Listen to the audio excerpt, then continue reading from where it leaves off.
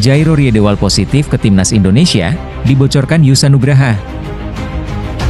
Jairo Riedewald positif ke Timnas Indonesia. Hal itu dibocorkan oleh YouTuber Yusa Nugraha lewat video di kanal pribadinya. Nama Riedewald santer diberitakan akan menjalani proses naturalisasi menjadi WNI. Pesepak bola berusia 28 tahun itu memiliki darah Indonesia dari orang tuanya. Kiprah Riedewald tidak sembarangan. Ia berhasil debut di tim utama Ajax Amsterdam pada usia remaja. Tak hanya itu, De Godenzonen dibawanya juara Liga Belanda 2013 hingga 2014. Selain itu, Riedewald pernah memperkuat Crystal Palace di Liga Inggris. Ia berkiprah di Stadion Selhurst Park pada kurun 2017 hingga 2024. Riwayat tersebut membuat nama Riedewald disebut layak untuk memperkuat Timnas Indonesia. Sang pemain bahkan disebut sudah bersedia dinaturalisasi menjadi WNI. Jika benar, maka kedatangan Riedewald akan menjadi kabar baik, sebab sang pemain dikenal serba bisa dan mampu diturunkan di beberapa posisi sekaligus. Selain sebagai gelandang, Riedewald juga cukup mahir diturunkan sebagai bek. Hal itu tentu menambah kekuatan Timnas Indonesia. 3 fakta Brisbane Roar klub anyar Rafael Struijk, punya pengusaha Indonesia, pernah diperkuat Shin Tae-yong. Penyerang Timnas Indonesia, Rafael Struijk memiliki klub baru. Struijk resmi meninggalkan ADO Den Haag untuk bergabung dengan klub A-League Australia, Brisbane Roar. Brisbane Roar resmi mengumumkan perekrutan Struijk pada Senin, 16 September 2024 sore waktu Indonesia Barat. Mereka menggaet Struijk pada hari penutupan jendela transfer jelang A-League musim 2024-2025. Pemain berbakat berusia 21 tahun ini bergabung dengan Roar dengan status bebas transfer dari klub Belanda ADO Den Haag. Dilanjut keterangan tersebut. Berikut adalah deretan fakta menarik mengenai tim juara Liga Australia pada tahun 2011, 2012, dan 2014 ini. Yang pertama, usut punya usut, perusahaan asal Indonesia Bakri Group diketahui masih memegang saham di tim Brisbane Roar. Bakri memegang 100% saham kepemilihan Brisbane Roar.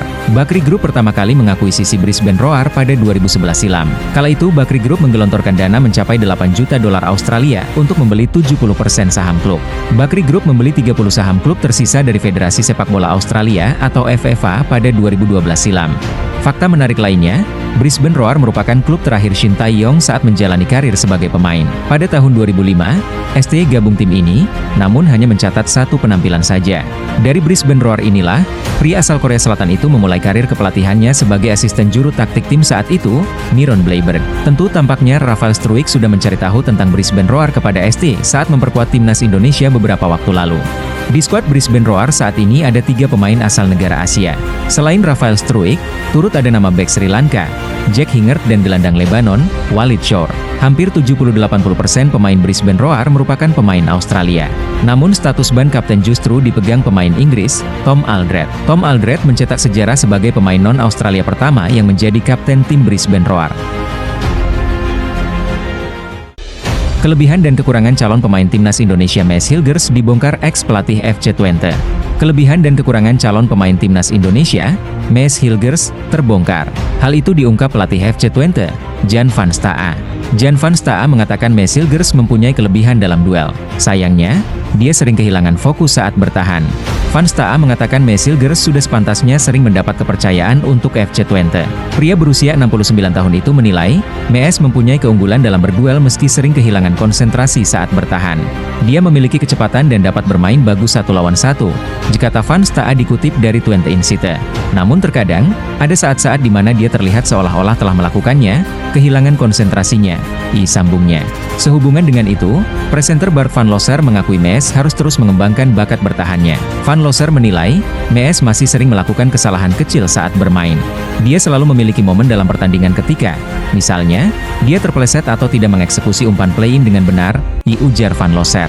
Diketahui, Maes Hilgers merupakan calon pemain Timnas Indonesia. Pemain yang berposisi sebagai bek itu saat ini sedang dalam proses naturalisasi bersama dengan Eleanor Reijers.